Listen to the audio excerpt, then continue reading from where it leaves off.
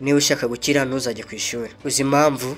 Yumvisha ibintu nk'ibi bitari kujyana gutekereza byinshi, ariko nuko hashize igihe kinini bisekuru bihererekanya umurage nk'uyu nguyu. Niba ushaka kuba umukire jya ku ishuri, wige utiyigisha, ubone impamyabumenyi, ubone amanota meza, ushaka akazi keza, uzaba umukire, ubone amafaranga.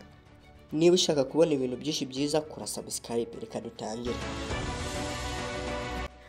Ese koko niba ari byo, kuko abantu benshi bize bafite n'akazi keza aribo bafite ikibazo cya finance, kandi abandi benshi bakaba bafite ibibazo by'amadeni, ariko ukareba ugasanga babandi batize bafite akazi keza, bafite amafaranga, aribo bakoresha babandi bize.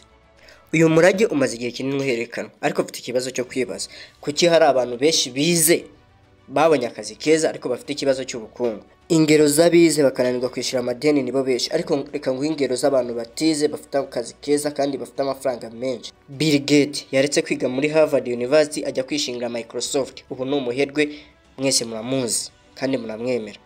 Nyakwigendera Steve Jobs